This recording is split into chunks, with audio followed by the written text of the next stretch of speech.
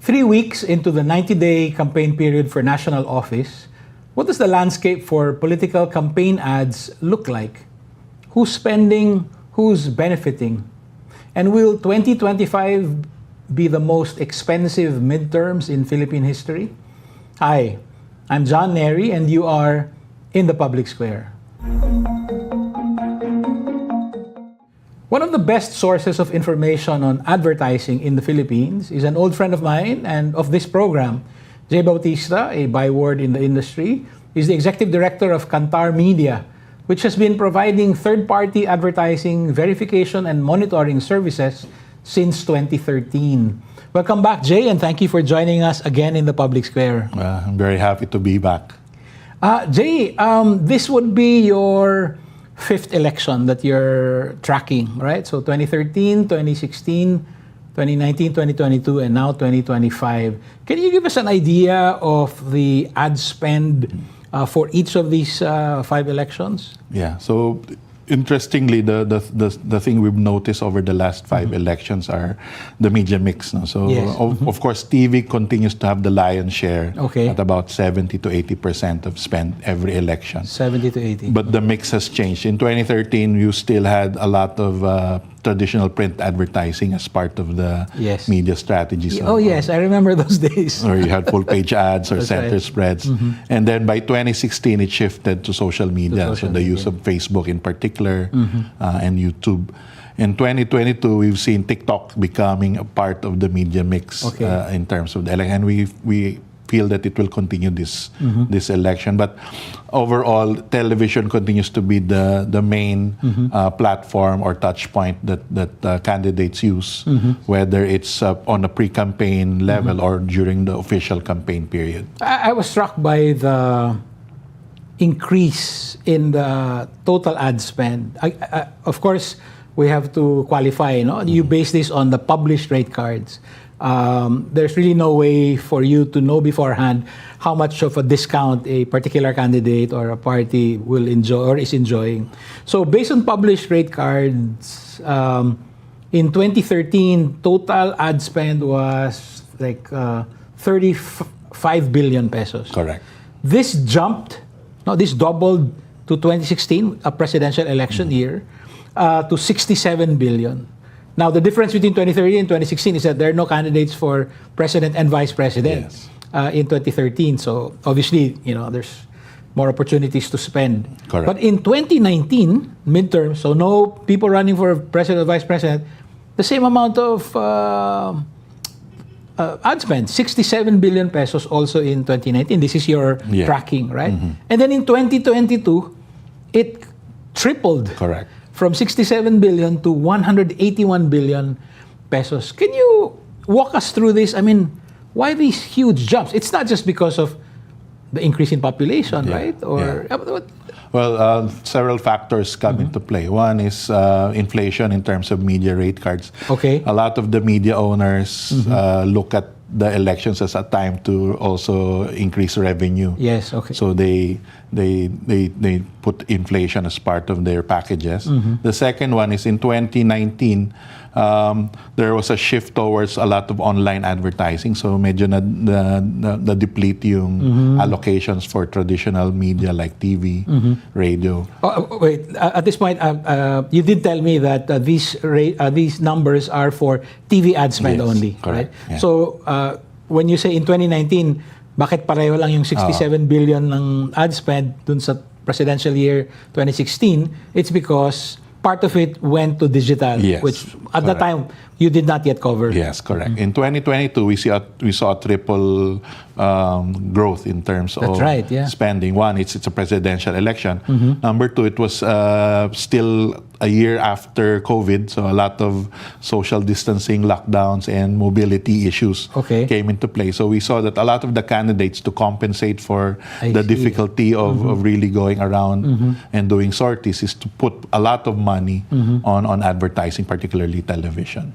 And again, I just want to clarify, this only involves ad spending during the official campaign Correct. period. Yeah, so that's from February to May. That's right. Only. So we did not include spending before. We termed the pre-campaign spending as political advocacies. That's the term that's used. And that actually starts normally 12 months before filing of the certificates of candidacy. Why does that happen? Because a lot of candidates know that the surveys will be coming up. That's right. So to increase awareness and to test the waters, they try to spend on political advocacies to get their name out there. When you say political advocacy, do you mean because they highlight certain issues to also raise their profile? Correct. So number one is to already give a taste of what their platforms would be. So they talk about advocacies like whether poverty, education, corruption, and they're very careful not to mention anything about positions or voting for me, etc. It's really about the personality, putting their name and their advocacy or their platform. And that's usually evident as early as December of the previous year, prior to an election. Can you speak of a formula? How much? So, for instance, in 2019, you had 67 billion pesos in ad spend on TV. Was this foreshadowed in the political advocacy period by the spending? Is it like so maybe they spent X amount and then they will end up spending X times 2? Is there something like that? There's no exact formula, but in terms of proportion, you'll probably see the same amount of money spent from the campaign period and the previous or the prior period. So let's say how much they spent over 12 months before it was, it's bawal to run ads, and then how much they spent in 90 days. Correct. So that would be the... Yes. Except if they're not doing well in the survey. So it's either they withdraw, which is what we saw with some candidates who were spending a lot on advertising prior to the filing of COCs, or they taper down, but still try to do other things, but lessen the cost of their media expenses. Would you take issue with what I said earlier when I suggested that we're looking at probably the most expensive midterm elections? No. It's probably going to be true because of a lot of factors. Like one, again, media inflation. After ABS-CBN lost their franchise, the remaining channels, particularly free-to-air, saw that as an opportunity to, change their rate card. So we saw significant increases for some of the channels. And so there's a price increase? And there we're seeing a very competitive set. For this election. There are only 12 positions up for grabs, but we have 66 candidates, and a lot of them are either incumbents or returnees to the position. So it's quite a strong, a very competitive race. Let me see if I remember this correctly. According to election law, a candidate for senator, if he or she is running by himself or herself, no party, they can spend 5 pesos per voter. There are something like 70 million registered voters. Right? So that's 350 million, the most they can spend. Right? Now, if they have a political party, they can spend on their own 3 pesos per voter and 5 pesos from the political party. So let's say 8 pesos per voter times 70, 560 million, let's say half a billion pesos. You also said that because we're using published rate cards, this is not the actual amount. I mean, depending on the volume, depending on relationship and so on, it could be maybe 50% less or even more. But looking at the numbers, parang sobra pa rin. Well, I mean, they might be overspending. Well, total-wise, it looks very huge. But again, because of the number of candidates, probably once they file their SOSE, we'll see the actual, because they're going to quote the real cost that they negotiated with the media owners at the end of the day. The second, so far, based on the first 3-4 weeks that we monitored, the the most spent by a candidate is about 2 million pa lang. So medyo hindi pa ganong kalaki. By next month, we will see if they're gonna get close to the COMELEC limits. Let me see. So let's talk about the the official campaign period started February 11, so we're looking at around 3 weeks, right? Correct. And you made a list of the top 15. Yeah, so far. And Abby Binay, mayor of Makati, running for the Senate, is at number 1. When you say 214 insertions, these are 214 times an ad came out. Correct. It doesn't mean 214 different ads. No, it might be the same ad, it might be a different ad. But the total number of 214. That's related to her name. So this is all free-to-air TV or combination? It includes pay TV as well. I see. And then, so the estimate is, as you said, 2 million. Yes. So what does this mean? I mean, 3 weeks in, they have 2 months and 1 week left. Yeah. Is this par for the course? Do they ramp up?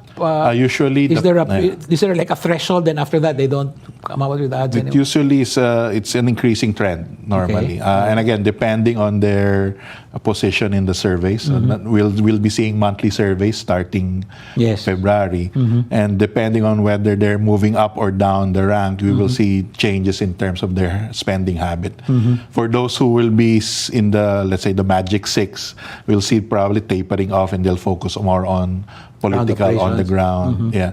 But for those who are probably in the border, let's say 11, 12, 13, 14, or even 15, if they feel that they have a strong chance of getting into the magic 12, they might ramp up their advertising. So yeah, I mean that's what I expect. No, as an observer, I anticipate that the 10 or so who have a chance of landing in the last 6 will be going all out, correct. Right? Which is why I think this might be the most expensive midterms, not only because of price increases, but because of a very competitive Senate race. That's correct. Right? I agree.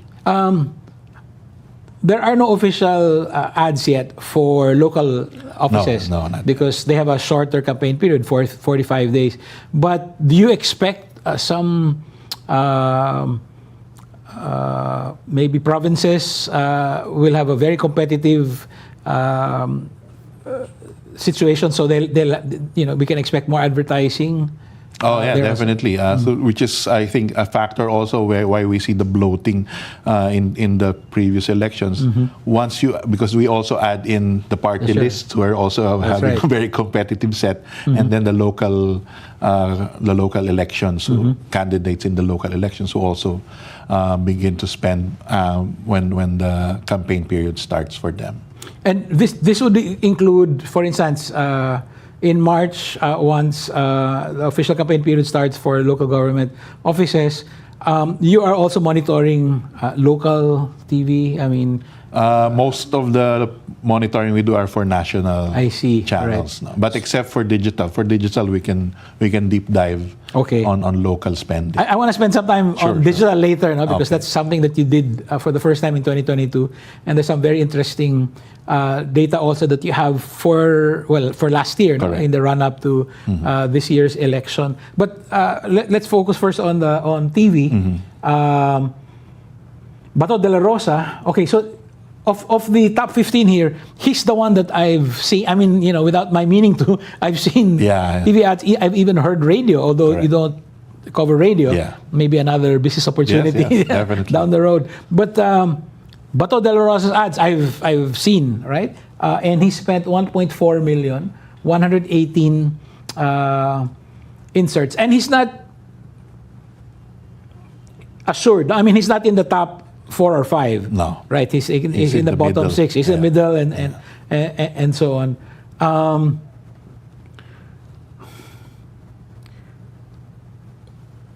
Would ads like this be effective from covering, 4 previous elections? What kind of impact would they have in getting people to vote?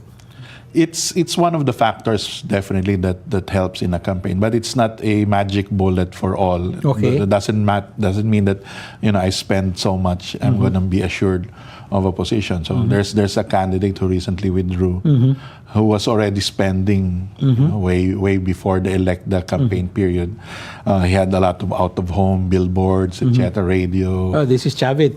Yeah, Chavit, and also Wilbert Lee. Yeah, and yes, who was also on digital. No? He was correct. He was very active on digital. He even co-produced a show, a TV show, on a TV channel prior 6 months or 12 months prior to the election. So despite the investment, it still didn't translate into positive ranking in the survey. So, but going back to Senator Bato, I think it's helping him because there was some negative publicity coming into the campaign period, which is why I think their teams invested a lot initially on advertising, which showed some improvement. I think if you compare his standing prior to the campain period, you would see that there's some increase in his ranking. So in his case particularly, I think they're doing, and his slogan is very catchy. If you look at it. So medyo maganda yung strategy nila, at least speaking about his current status. A question about methodology, by the way. Do you reach out to the advertising agencies that do this, or to the networks that air the ads, and you ask them for information, or no, it's all third party? It's all third party. So we actually set up our own recording facility. So we record all the broadcasts from sign on to sign off, and we have a team who manages the data processing. So it's all independent.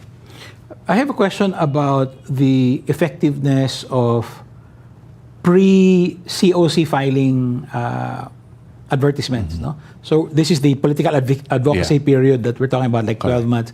Would it have helped Bato de la Rosa if he had been advertising a year before the filing? Conversely, Amy Marcos has been heavily advertising, but she's in the same position now as Bato. I mean, within the top 12, but also pwede siyang ilaglag, no? Correct. Can you talk about that? Yeah, so as mentioned earlier, while advertising helps in terms of creating awareness and providing information to the constituents about your platform, etc., it's not a guarantee. And in your specific case, is actually very accurate. I mean, started early. Yes. She even has a program that runs weekly on a TV and channel. And massive billboards. Yeah, and they spent a lot on billboards across the country, and yet the ranking. So there are probably other factors. The issues related to the vice president probably, and relationships within the party, or other factors might have affected the way voters look at her. Conversely to Bato, he was very active naman in terms of interviews and news items, etc. Right. So that probably also helped him. So we really cannot compare, and it's not a guarantee that you spend before the elections. You'll be guaranteed a spot in the Magic 12. In a very crowded field, wouldn't it make sense to start advertising, among other things that you're doing, the moment you're allowed? I mean, it's legally allowed again to advertise, right? So the reason I ask that is, I don't see Camille Villar in the top 15.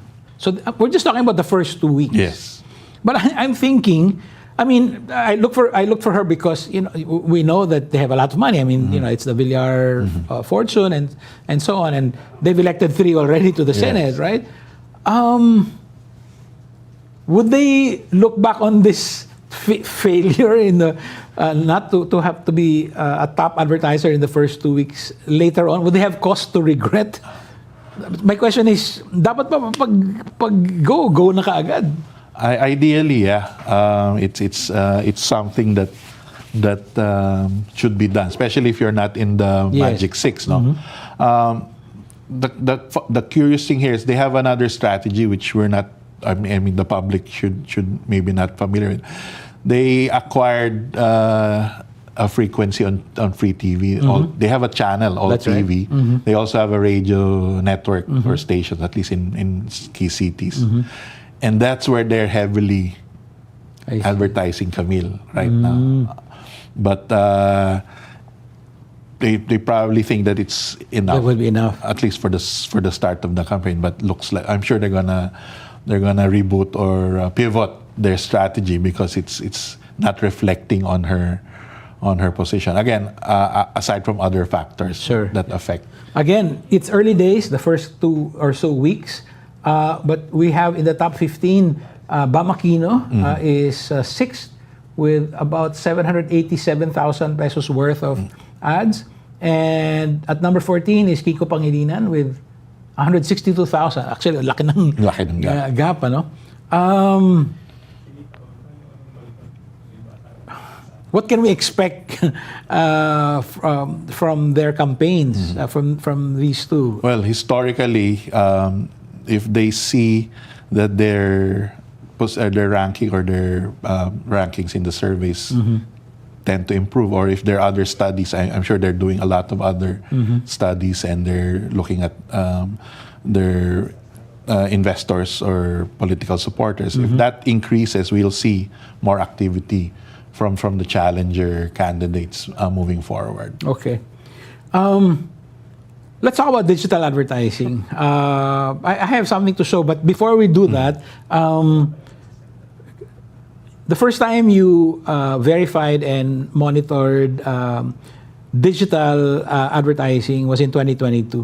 What was the experience like? I mean, what were your takeaways? Okay. So digital initially was a very difficult platform to measure because you have a lot of apps, you have a lot of websites, you have a lot of and people are very individualistic when they surf online. So the first challenge was, how do we collect data? Okay. So we developed a technology where we have an opt-in process. So we recruit people in a panel and ask their permission to put a software on their device, whether it's a mobile phone, a laptop, a tablet. This is like how TV advertising is tracked, right? Yes.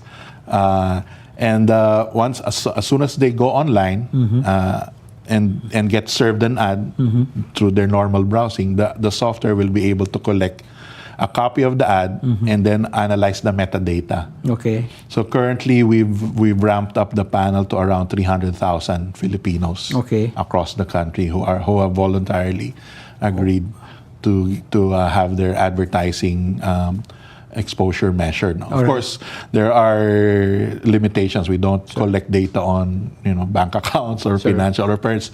If it's a personal account, we don't collect advertising from that. So anything that's only public, and then we're collecting on all platforms, whether it's video platforms like YouTube, social media. We cover Facebook, TikTok, Instagram, and all the top local platforms, including Rappler. So we can actually see how much advertising local publishers generate.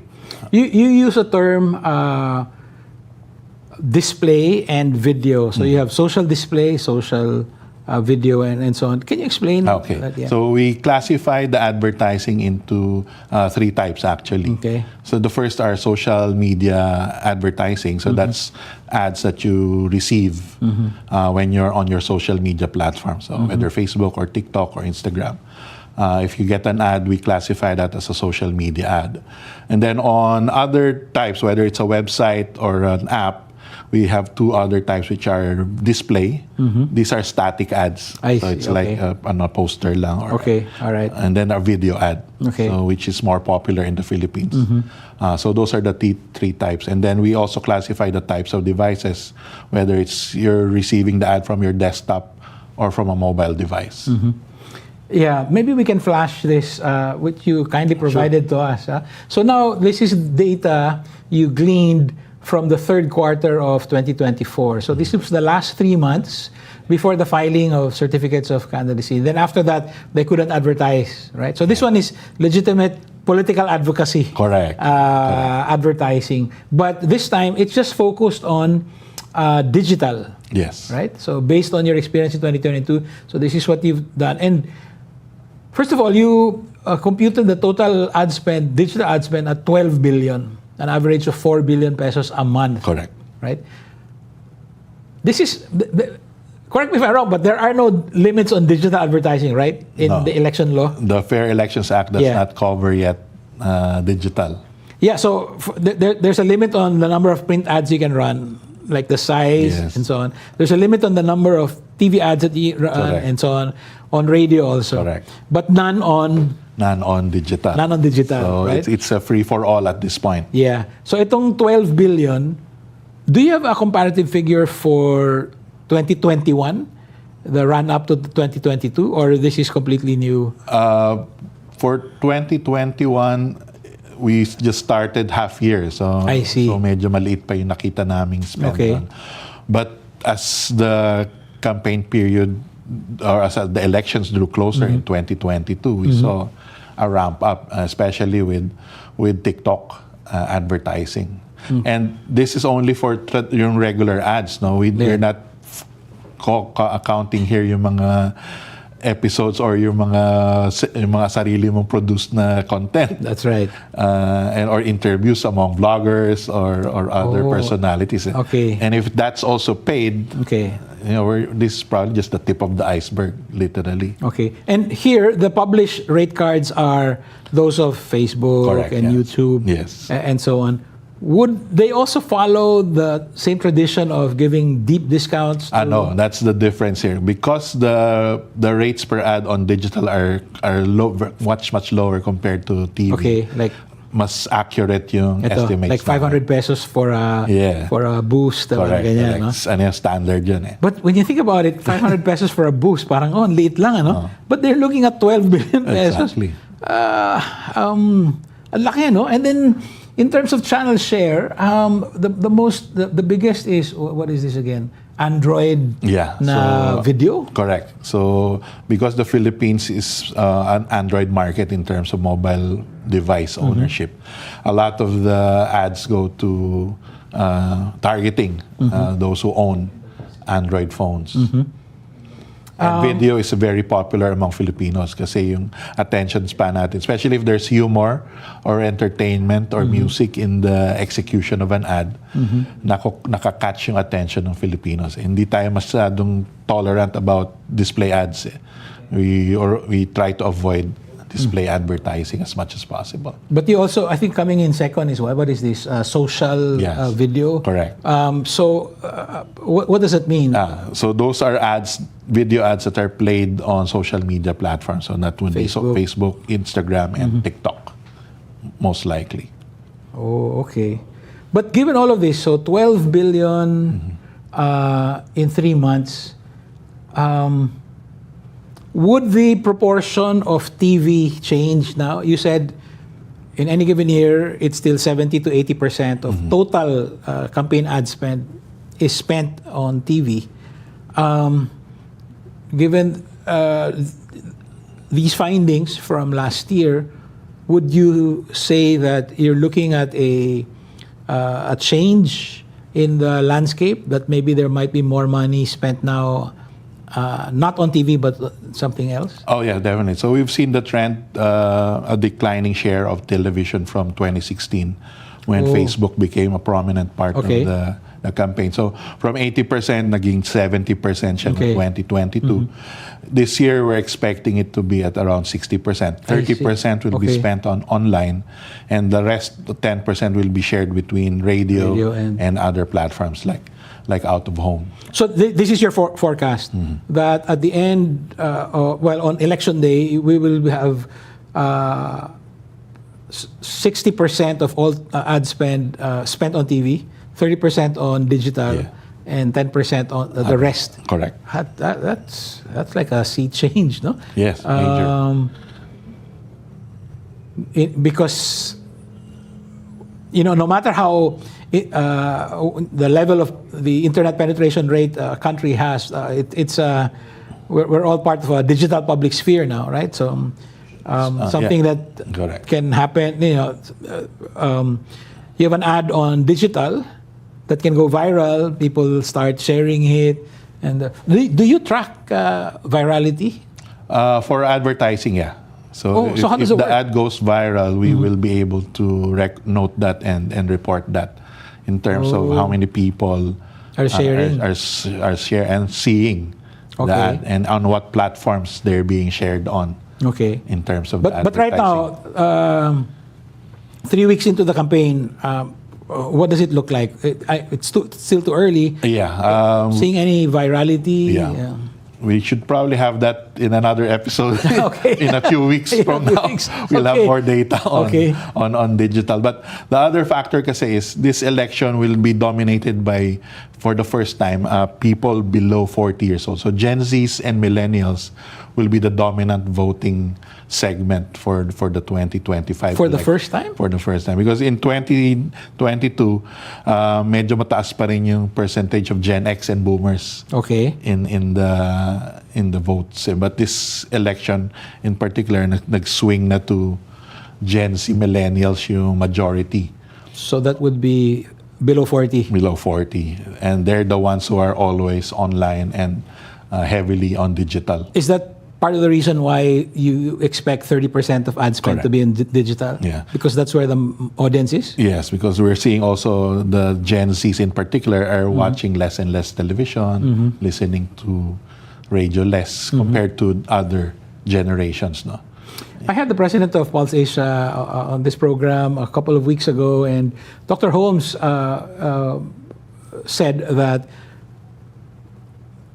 TV news is still the primary source of information, but very close behind is now digital news from the internet or from social media. I wonder, does news consumption track political ad spend, or is it the other way around? Political ad spend tracks news consumption. That's a good point. Based on our studies, if you look at where the political ad spend on TV goes, it's actually concentrated on news and public affairs programs. Okay. Because the candidates probably know that those are the programs where their voters most likely will still be on television, in terms, aside from entertainment, of course. So the other strategy, those are two strategies. One is put your ads where the news is, because it's high rating and most of the voters will be concentrated there. The other strategy for awareness is they try to look at entertainment programs. So a classic example is Lito Lapid. He does not advertise as much, but he on news or political ads for that matter. But he makes sure that he's part of a top-rating telenovela before an election year. So he was part of Provinciano. How do you quantify that? Yeah, he was part of Provinciano before the 2016 elections, and he's now part of Batang Quiapo before this election where he's running again. So Coco Martin is his campaign manager. Correct. So he, I think in terms of awareness and name recall, it helps him a lot. And also he's been very prudent about his political stance since he's been elected senator. So hindi siya ganun ka-controversial then, which I think helps. Yeah, that calls for a whole other episode, right? Correct. I mean, I get the sense that there are some people who are both familiar to voters, and have a very high comfort level. Parang okay na sa kanila. Yeah. Not necessarily the controversial ones or the ones who are fighting for. And another example is Senator Bong Revilla, who's an incumbent also. He also started producing his TV show again a year before the campaign started. So, because that was what he was also doing prior elections. So. You mentioned the catchy tagline of Bato de la Rosa, and then I've seen many posters. I haven't seen any ads of any TV ads of Bong Revilla, but I've seen many of his posters where it says "Action sa tunay na buhay." Yeah. Right? So playing on his reputation as an action hero on TV, but saying I'm an action hero in real life as well, right? I wonder if you also track that thematic we do Another service we have is social listening. Okay. So that's where we look at sentiments and how people feel about, in this case, how the candidates are positioning themselves. Okay. So that's also something that we track hand in hand with advertisers to see, what strategies they are implementing, and also for them to evaluate which ones are working and which ones are not. In terms of the top advertisers, so for the 3 months, July to September, before the filing of COCs last year, so a total of 12 billion pesos, that's what you monitored in digital advertising, which is closer to the actual ad spend because of the different dynamic. Correct. On digital. The top advertisers, the first one is Francis Tolentino. Well, it's not doing him any good. He's still outside the magic 12. Any lessons to be drawn from this? Well, again, or is it too early to tell? Maybe too early to tell, but probably indications, and again, this is a personal opinion. People identified him with Duterte in 2016. He was identified with Noy Noy in 2010. And now he's with the admin. So I'm not sure if that's a factor for some of his for the voters. I see. Well, Camille Villar is second, so that's where they spent some money there.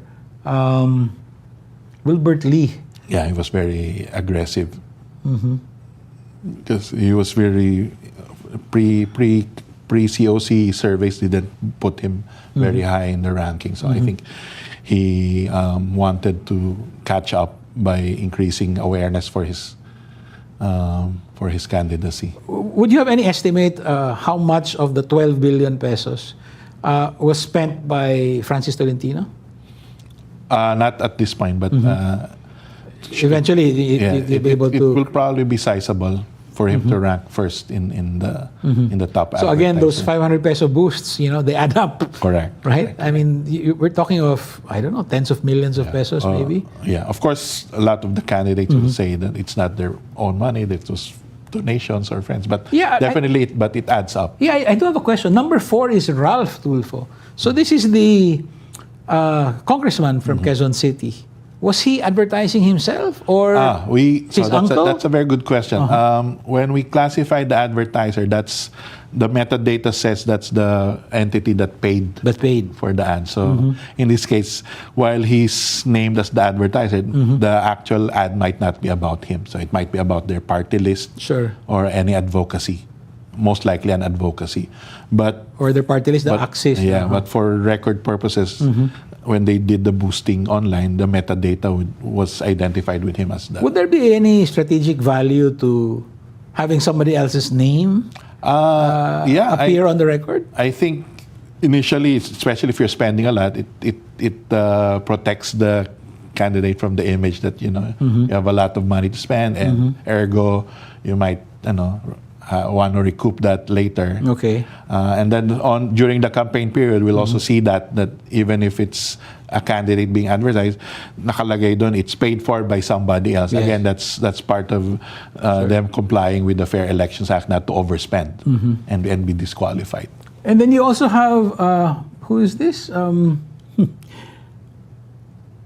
Linka Orogin or something? It's sounds Russian. Yeah, well, again, the metadata tells us now who actually on record paid for the ad. So there would be those. Would you remember? Sorry, offhand.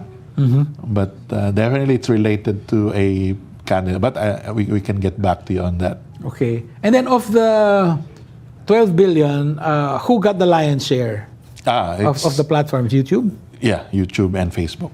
And Facebook. Yeah, so if on the total, TV gets 60 to 70%, on digital, 80% to 90% of the ads go through the two giants, Okay. Alphabet and Meta. But you said that maybe this is the year for TikTok. Yeah. So TikTok. What does that mean in terms of percentage share? You're looking at what? 10% now, maybe? More.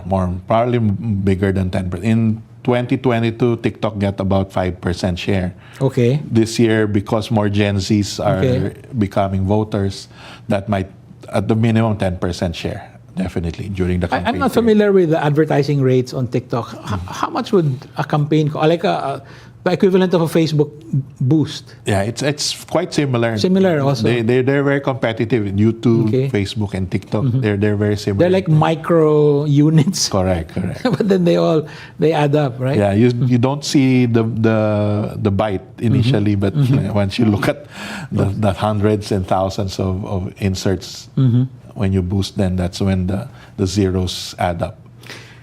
Many of your clients are media companies, advertising agencies, and so on. Is there a rule or a rule of thumb to the number of ads or insertions or that should be published, should appear for a campaign to be effective? That's a good question. Normally, but depending on the product category, let's talk about fast-moving consumer goods. Okay. They're the heavy advertisers. Okay, yeah. They usually have certain KPIs. One of them is the audience that I reach. So they have a reach target, usually at about 80 to 85%. Okay. And they also have a frequency target. How many times should a consumer see my ad? The norm is at least 3 times. In the lifetime of a campaign? Yes. Okay. And then the campaign usually runs for about 13 weeks. Oh, yes. Like one season in the Philippines. So it's actually ideal for the political campaign. So normally, if they reach 80%, they already stopped the campaign because they've already achieved.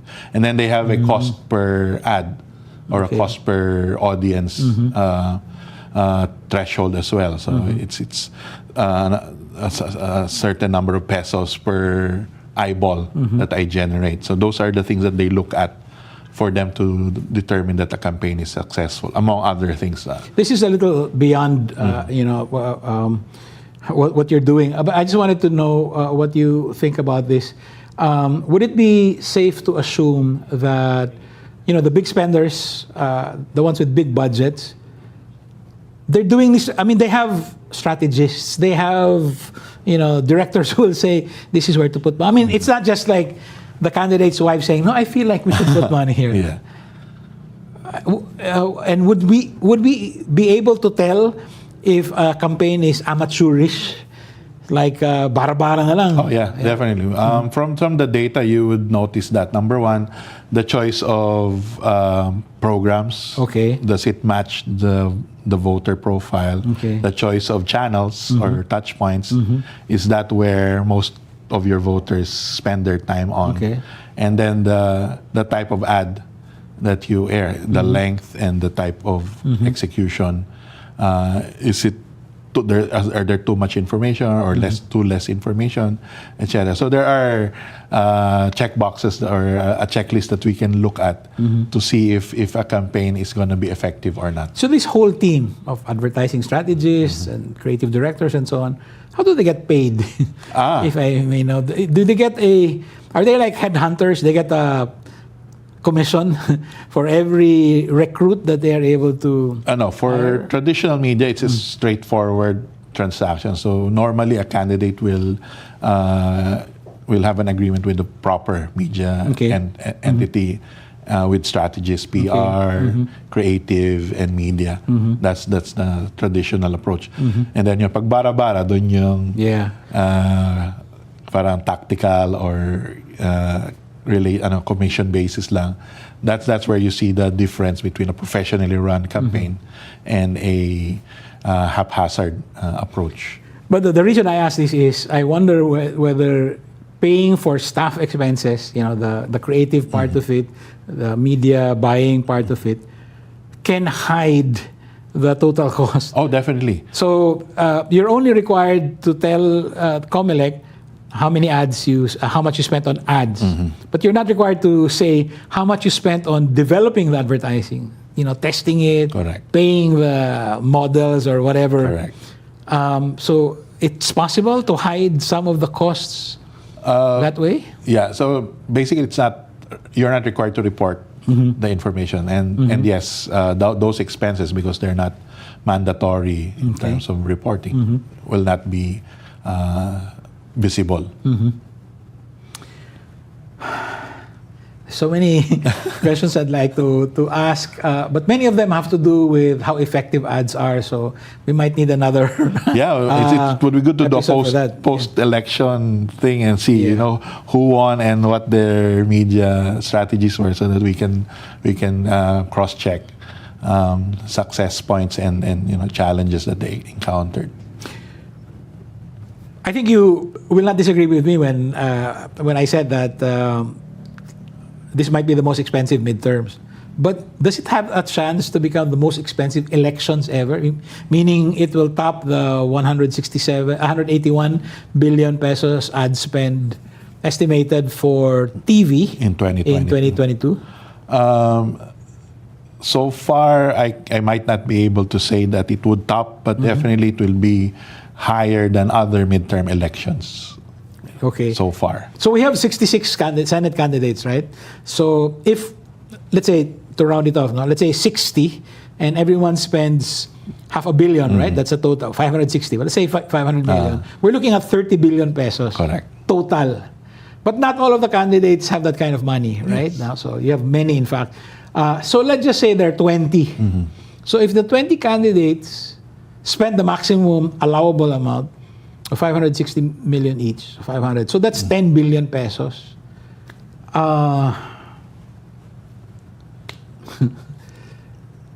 That would be, that's a prohibitive amount, right? And we're just talking here of the legally allowed Correct. Limits. How else can they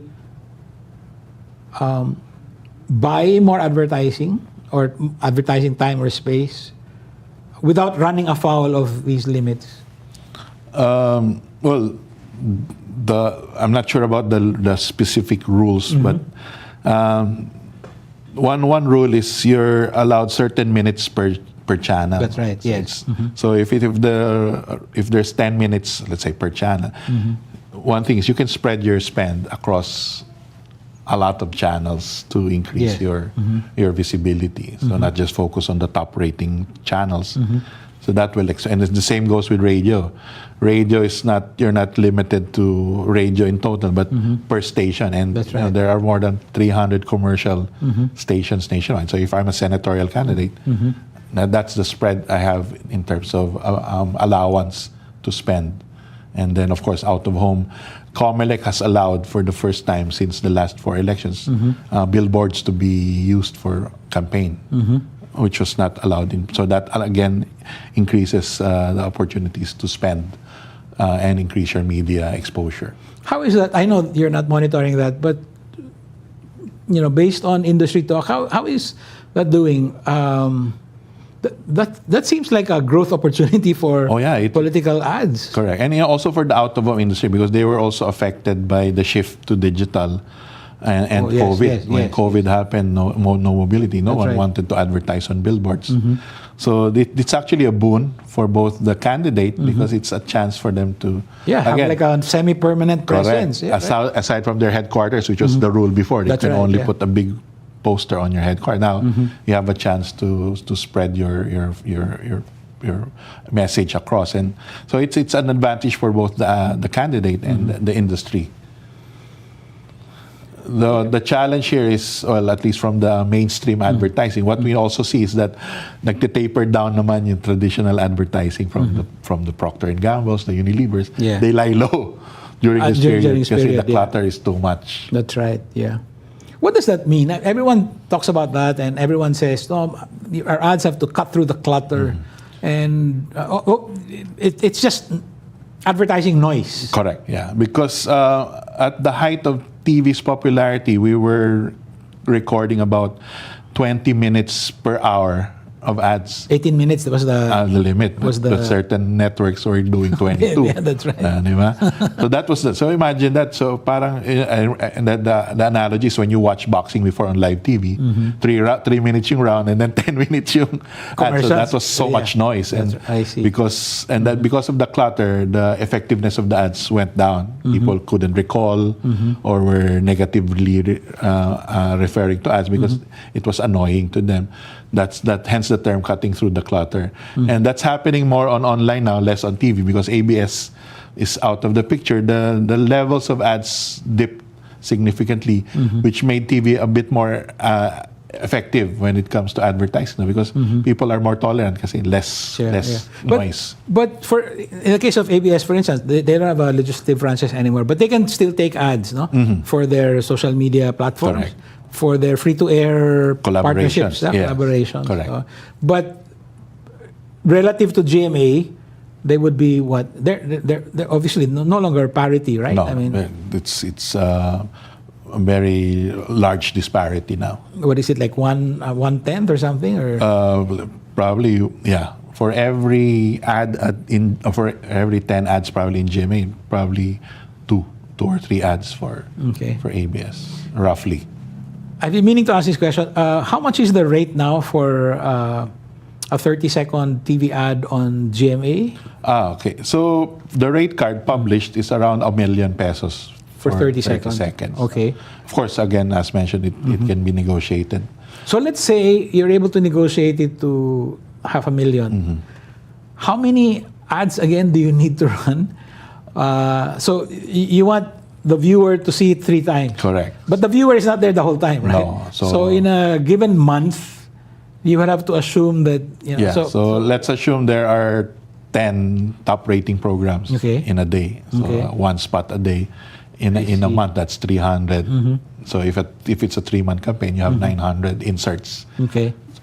So 900 times $500,000. Oh, wow. Would be the estimate. I see. Very interesting, but also very expensive, right? Very. How can candidates without money, but with terrific credentials, hope to cut through the clutter when they don't have anything to cut it with? There are, again, the digital is a great equalizer, I believe. It's still expensive, but not, you don't spend $500,000 for boosting. Okay. So that's one equalizer. The second one is there's a lot of creativity that you can do. You can get invited to shows and programs and create events which are newsworthy. So once the news features you, then you get exposure literally for free. But outside of that, and then of course you have your own accounts. You can create your own YouTube account, your own social media account on Facebook, Twitter, Instagram. That helps you again in terms of reaching and then the volunteers should come in to spread the word or make it viral. So unlike in 2013, where you had no choice, but you had to spend on TV, radio, and newspapers. There was no Facebook presence yet or YouTube presence yet there to help you. Now it's a little bit more sort of democratized. What about print? Print to us. I know you don't cover that, but the hard copies are of course struggling as we know. But because the print industry has transformed digitally, so you have their own digital version. They're also getting in the top 10 after you see YouTube, Facebook, TikTok. You see local publishers getting ad spend then from politicians. So that's where I think the print industry is compensating. Maybe one last question. It's about clutter or noise. No? You said that most political ads are shown during newscasts or around that time. It's not because around that time they don't come across as noise. But if you had like a hard-hitting political ad aired during showtime or the equivalent, hindi magre-register or magre-register but on a different level. Parang it comes across as noise. Yeah. Is that the psychology behind it? There is, and that's why they have a different creative. So iba yung message ko pag news program, iba yung message ko pag I'm airing it on a noontime show or on a telenovela. Kasi nga, tama ka, it has to jive with the mood of the viewer. Otherwise, it will have a negative, either ignore it, change channels, or have a negative impression of the ad. Has the Comelec ever reached out to Kantar Media and said, we wanna make sure that what they submitted in their statement of campaign expenditures is on the level? Or would you be open if they were to knock on your doors? We are open, but again, I think the requirements are very specific. It has to be a report from the media owner. That's their basis. So being a third party. Yeah, like so they would use it as like as an audit. Yeah. We're open naman to that arrangement. If it's required of us, we can provide because we have the data to back up our information. Okay. I swear, last question. What should we look out for? No, we have 2 more months of campaigning at the national level. Then we have, beginning in middle of March, the campaign period for local offices. In terms of the political ad landscape, what should we watch out for? We should expect more clutter or more advertising from the candidates because they will now be looking at changing creatives as quickly as possible depending on what's hot or what's critical to the voters. So if the environment becomes a factor in moving forward, or education because of all these cancellations or the impeachment or whatever, or the relationship between the US and the Philippines, expect the candidates to maximize those opportunities to make them relevant to the voting constituents, and that will mean more materials, more advertising. Okay, we really have to cut it short, but because I have so many more questions, maybe one last. Okay.